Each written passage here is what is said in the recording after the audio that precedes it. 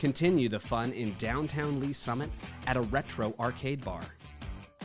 Discover your new beer at one of our 6 locally owned breweries. Cool off with some handcrafted cocktails at happy hour.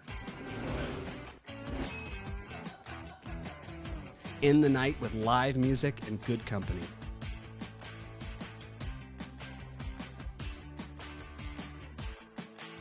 Lee Summit, Missouri. Hello, Lee Summit. Here's your flash briefing for the week of March 11th. The public is invited to the open house of Fire Station Number 5 on March 21st at 2 p.m. at 801 Southwest Layman's Lane. Receive a behind-the-scenes look at the new facility, hear from Mayor Baird and Chief Snyder, and witness the unique hose uncoupling ceremony. Light refreshments will be offered. Be sure to sign up for the city's free alert system, LS Aware. Receive emergency and non-emergency information by text, email, or phone for events such as severe weather and road closures. You choose how you want to be notified. Learn how to sign up on the city's website. Stay connected with the city. We have several email newsletters to keep you informed about everything going on in Lee Summit.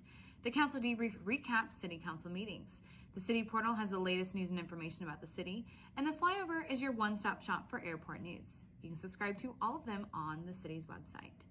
And have weekend plans? Grab the family and head downtown Lee Summit to celebrate St. Patrick's Day during Shamrock the Block on March 16th from 10 a.m. to noon. Families can enjoy live performances, kids games, food trucks, candy, and more. Find more information at downtownls.org. Thanks for listening and have a great week. Traditionally, we think as police officers, those responding to law enforcement needs within the community. But honestly, we are there to serve our citizens, and our citizens do go into crisis. They do have mental health crises, and we're being called to those scenes on a regular basis. In order to help serve those citizens better, we did initiate the Crisis Intervention Team Program. These are officers that are specially trained to de-escalate crisis situations. Recently, we've brought co-responders onto the scene, licensed qualified mental health professionals housed within our police department, and they respond with those officers directly to those scenes where a crisis is occurring so they can interact with that citizen and get them the help they need right there on that scene.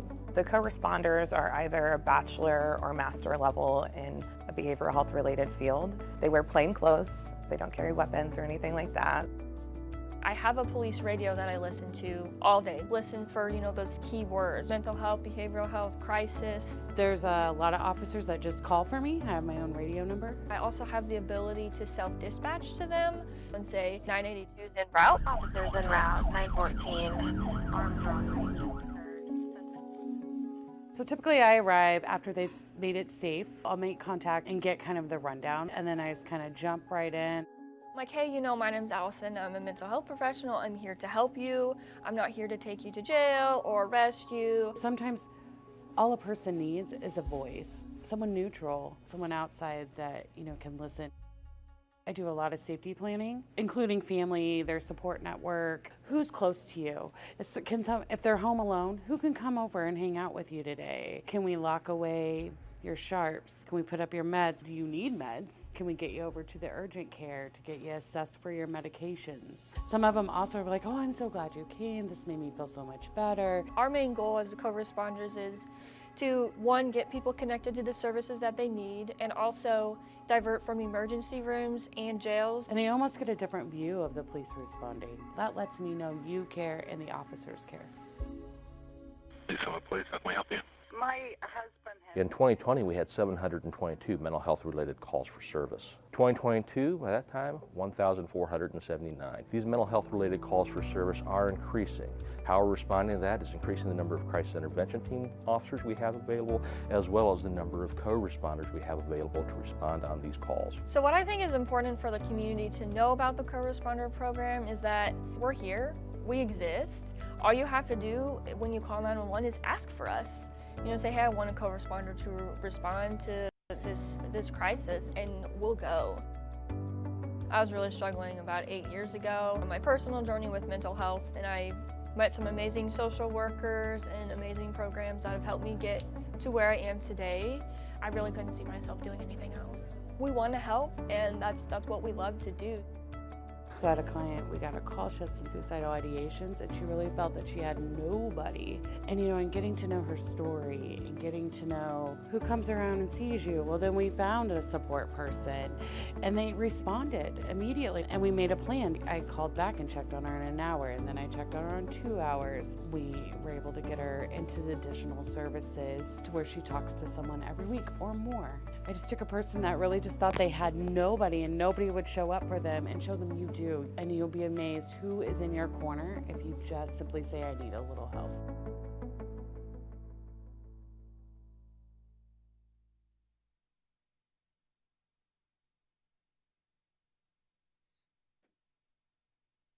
It's Mayor Pryor. Thank you, Mayor. Quite a few of us are getting questions. I know I've gotten a few questions about the plan, so I didn't know if, just for the public knowledge. I'm not a politician. I feel like I'm just an average person in Lee Summit. They have a football field set up. Inside these cones are their football field. Our 2-car garage is we're gonna bring the driveway back through here, and it's gonna go right here. And then, so my family has chickens. When we first got chickens, my husband said, don't treat them as your pets, treat them as chickens, because we're going to be eating the eggs, and I would like to use them for meat. So don't treat them as your pets. Well, we now have 6 chickens that I consider my pets, and I will not let him kill for meat. So we live downtown, and we love living downtown. These are my children. The first one's Lincoln, and Amira, and Sophia, and Caleb. This is a great neighborhood. Downtown is one big community, and all of the kids get together and they play basketball, and we like to walk to the farmer's market. Here, hold my hand. It's an easy walk, probably less than 10 minutes. The farmer's market has always been a very important part of my life and my family's life. As a matter of fact, when my daughter started kindergarten, I dropped her off and I was going shopping at the farmer's market right behind Lee Summit Elementary. And I was teary-eyed because she was my first and she was going off to kindergarten. And Terry, the butterfly lady, the one that's in the purple shirt, and she used to make little butterfly stickers for everyone, she gave me a big hug and was just so empathetic to the fact that my daughter had just started school. How are you guys doing? Doing well. How are you? Very good. A lot of the farmers there, they've watched my kids grow up. I love Lee Summit in general. I love that it still has a small town feel while embracing growth and the arts and diversity. And I feel like downtown specifically embodies that. My kids go to Lee Summit Elementary, and a lot of their teachers live downtown, and a lot of the business owners from downtown live downtown. So when we're out walking downtown, we see so many people we know. I lived in Africa until I was 5, and then we moved to the United States, and I've lived in Lee Summit since. A lot of my childhood, my mom was a single mom, and I feel like I was essentially raised by my community and being on council, and it's just such an important way to give back to the community that raised me. I state your name. I, Mia Pryor. Do solemnly swear. Do solemnly swear. That I deserve the qualifications. This day of April 2022.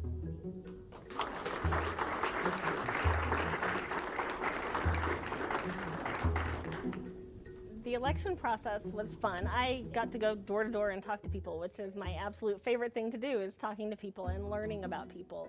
I even had people inviting me into their house for dinner or inviting me back to their house to meet their spouse. And I knocked on a door, and the lady that answered the door was my kindergarten teacher. So it was a lot of fun. Is it on? Hi everyone, I'm Councilmember Mia Pryor. Thank you very much for coming tonight. I have one on, can you not? Okay. Maybe I went. I love being a council rep for District 1. I know everyone says this, but District 1 is by far, in my opinion, the best district. Raintree Lake, that's part of District 1. I love that community. Actually, my husband and I got married at the clubhouse in Raintree Lake. I really love all of South Lee Summit. I love the growth that they're going to be experiencing soon and that they've already experienced. I wanted to say that if you guys have a concern, please come tell us what your concern is, because we can only address and help with what we know. We're there to kind of bridge that gap between constituents in the city, and we're the voice of our constituents, and we can go to the city and voice what their concerns are, what their ideas are. So if you have a concern, definitely make us aware. So my big priorities are public safety. That's always one of my top priorities. I've always wanted to make sure that first responders were supported. I think that that's super important to me and to many in our city. But also, I wanted to influence the growth in Lee Summit. I wanted to influence the type of businesses we get here and the type of activities there are to do for our families. If we're going to continue to grow downtown, how important it is to focus on people that already live here and the infrastructure we already have in place. Our first presentation tonight is going to be Assistant City Manager Ryan Elam, who is going to talk about that very exciting Farmers Market Plaza. But I want to show you the most recent rendering, fly-through video of that. That's really the best way to kind of get a good sense of what this will look like in the near future. To see it developing into something as big as it's going to be across from City Hall is super exciting to me. I can't wait for it to get built and to start welcoming people into what the farmers market's going to be, but also everything else that goes along with that development. Okay. You want to hold it? Don't drop it. Perfect. Thank you, guys. Thank you so much. Have a good rest. I'm just an average person in Lee Summit that wanted to be a voice of many that sometimes feel like they don't have a voice. Yeah, I'm not a politician. I'm just a mom that cares.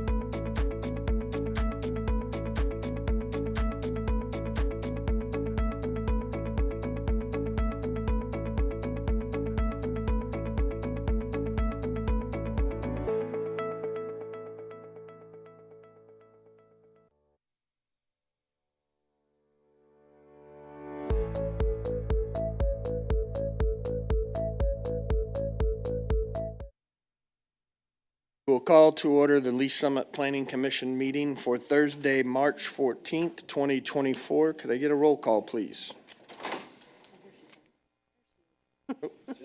Mark Kitchens. Present. Cinda Rader. Present. Jake Lovelace, Present. Dana Arth, Present. Donnie Funk, Present. Terry Trapton, Tanya Jonna Ford, Present. Chip Tuzinski, Randy Benbrook. Present. Thank you. I know no changes to the agenda, so could I get a motion to approve the agenda as published? Mr. Chair, Yes. I move that we approve the agenda as published. I have a motion, I have a second. Second. I have a motion and a second. Could I get a vote on approval of the agenda, please? Mark Kitchens, Yes. Cinda Rader, Aye. Jake Lovelace, Yes. Dana Arth, Yes. Donnie Funk, Yes. Tanya Jonna Ford, Yes. Randy Benbrook. Yes. Thank you. We will move on to our public comments. I don't see anyone that wants to say anything to us tonight, so we will jump on to our next item of business, consent agenda. The consent agenda has one item, and that is approval of the February 22nd, 2024 Planning Commission Action Report. Can I get a motion for approval of the consent agenda, please? Mr. Mayor, I move that we. I'm the chair. I'd love to be Mr. the mayor, but I'm not. That's hilarious. The mayor's the reason I was late. I got a I was promotion. talking to him in the hallway. David, can you put that down, please? I can vouch that I just saw her talking with him out there, so I can. I hope he watches this. Yeah. Okay. I move that we, Mr. Chair, I move that we approve the consent agenda. I have a motion. Do I have a second? Second. A motion and a second. Can we get a vote, please? Mark Kitchens, Yes. Cinda Rader, Yes. Jake Lovelace, Yes. Dana Arth, Yes. Donnie Funk, Yes. Tanya Jonna Ford, Yes. Randy Benbrook. Yes. Thank you. We will move on to our first item of business, and we will we will open up our first public hearing, and we will open up application PL 2023-223, vacation of right-of-way, a portion of Northeast Hardage Circle right-of-way located north of Northeast Todd George Road. Diana Gromberg, applicant. Anyone wishing to provide testimony or speak on behalf of this application, please stand and be sworn in at this time.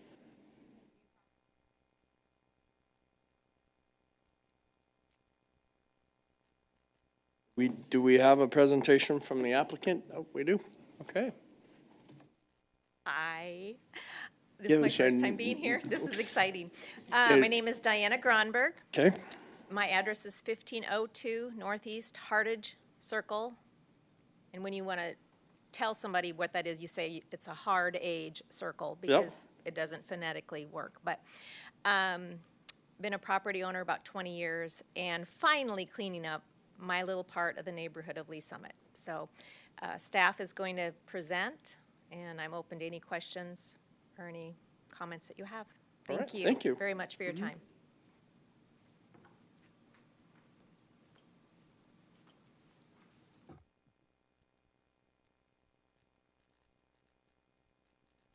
Hector Soto Jr., Senior Planner. I'd like to enter into the record Exhibit A, list of exhibits 1 through 13. Exhibits 1 through 13 noted and entered into the record.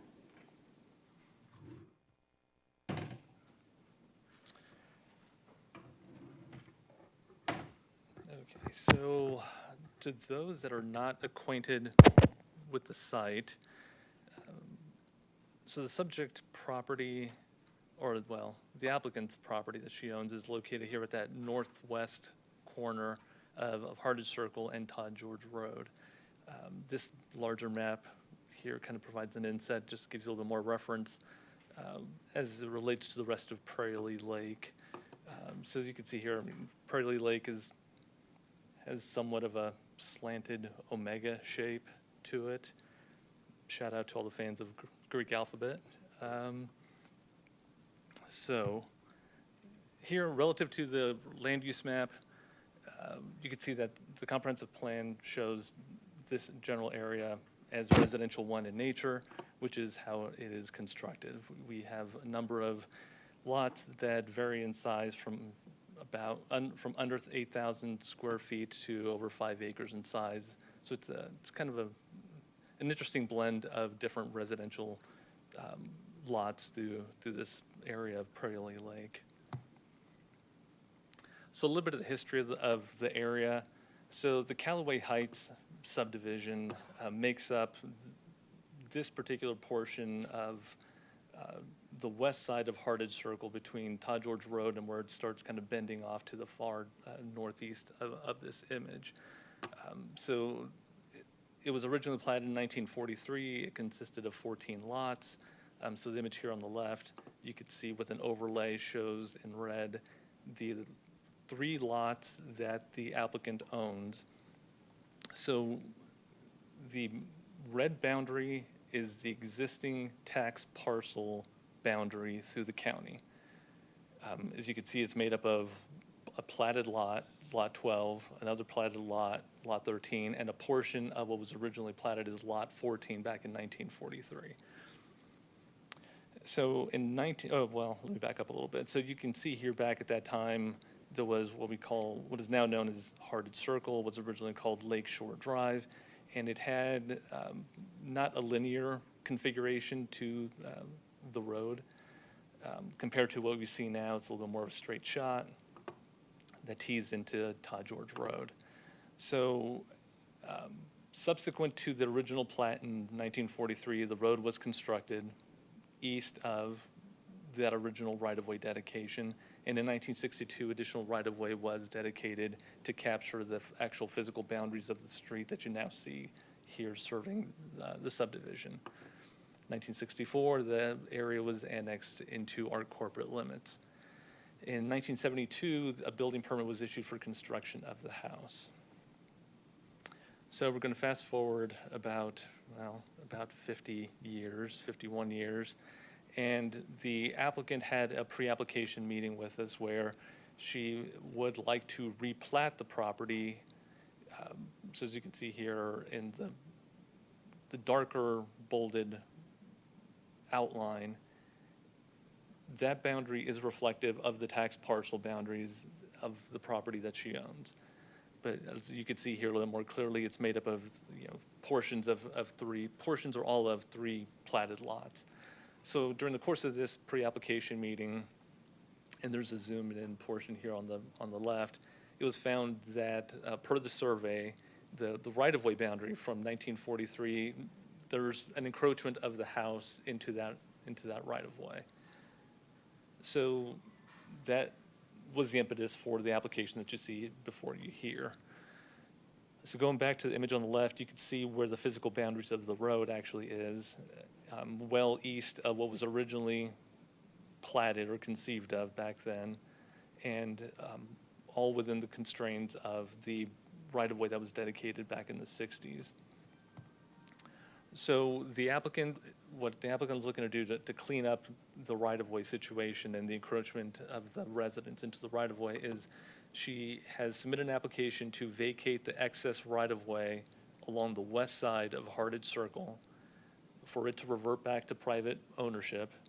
It would still leave the required 50 feet of right-of-way that will house the improvements of Hardage Circle. And as you can see here, it's a little bit difficult to see here, but it's a little bit easier on the image on the right. So this line with the circles on it, that denotes the limits of a fence that was marking the boundaries of what was presumed to have been the front yard all these years. But come to find out that the right-of-way actually runs up to the face of the house and actually goes over the house a little bit. So with this application, this excess right-of-way would revert back to private ownership. The owner would, again, have the front yard that was always assumed to have been hers, and it would be able to then allow the minor plat to go forward as she intends to combine those 3 platted lots into a single platted lot. There was a neighborhood meeting. There was 1 attendee in addition to the applicant. That there were no objections that were raised. There were just some clarifying questions as to the situation that necessitated the need for the application. There is 1 condition of approval, and that is just for the retention of 10 feet of easement for the future possible need for any infrastructure in the area. So with that, I will yield to any questions you may have. Thank you, Hector. Do we have any questions from the public on this? No? I don't see any, so we will move to the commission for questions. Kitchen, you didn't have anything? No questions. Commissioner Rader? No, thank you. Commissioner Lovelace? Question for staff. What's the condition of the existing right-of-way for the other parcels that are, or the other lots that are there in that same vicinity? There are areas where that original configuration still exists, but based on what we can see, there doesn't appear to be any encroachment into that right-of-way. With structures or period? With any structures. Okay. That we're aware of. Now, in the future, should it become an issue, at that point, as we become aware of it, it would be basically the applicant that would need to come forward with an application should they need to at that time. Okay, and we're confident that 50 feet is, we don't need any more than 50 feet as far as for right-of-way for future considerations? No, it's a residential street, and that would be the minimum standard, 50 feet of right-of-way for a residential street, local street. Okay, thank you. You're welcome. Commissioner Arth? Jenna Ford? No questions, sir. Thank you. Commissioner Benbrook? No additional questions, thank you. Thank you. Nothing else from the commission. We will close the public hearing and open up for discussion. Or Mr. Benbrook, if you want to give us a motion, I don't think there's much here. Chair? Sir. I move to recommend approval of application PL 2023-223, vacation of right-of-way. A portion of the northeast Hardage Circle right-of-way located north of Northeast Todd George Road. Dana Gronberg applicant, or Diana, sorry. I have a motion. Do I have a second? Second. I have a motion and a second. Can I get a vote on this application, please? Mark Kitchens, Yes. Cinder Rader, Yes. Jake Lovelace, Yes. Dana Arth, Yes. Donnie Funk, Yes. Tanya Jonna Ford, Yes. Randy Benbrook. Yes. The application has been recommended for approval. Thank you guys for coming. We will move on to our next public hearing and open up application PL 2024-036, Unified Development Ordinance Amendment, updates for residential lot development standards to Article 4 zoning districts, Article 6 use standards, Section 6.020, 6.030, 6.040, Article 7 subdivisions, and Article 15 definitions, City of Lee Summit applicant. Looking to continue this application to a date certain of March 28th, 2024. Commissioner Rader, would you mind giving us a motion for the continuance, please?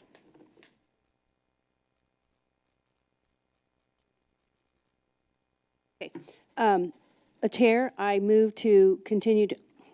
continue to move to a date certain of March 28th, 2024, application PL 2024-036, Unified Development Ordinance UDO Amendment, updates for residential lot development standards to Article 4 zoning districts, Article 6 use standards, Section 6.020, 6.030, 6.040, Article 7 subdivisions, and Article 15 definitions. City of Lee Summit applicant.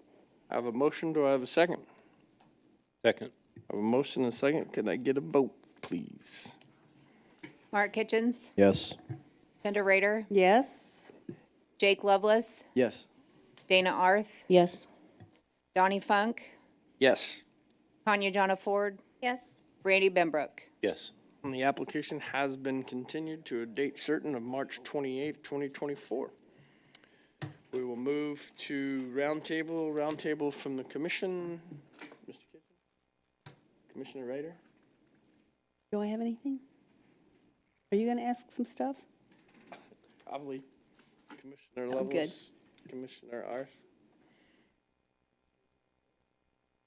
Commissioner Benbrook? Yes, thank you, Chair. I was just wanting to check on the progress of getting our cards to card in. Hold them to it, Randy. Hold them to it. I'm not sure if this is, oh, there we go. Amy Nassif, Deputy Director of Development. We are working on that. We actually are going to be getting those cards for you. We're doing a system-wide update throughout the building, so we're waiting for that to get completed to get everybody the access. Excellent, thank you. So 2 years, Randy, 2 years. It is government work. No. Anything from staff as far as roundtable? No? We are adjourned.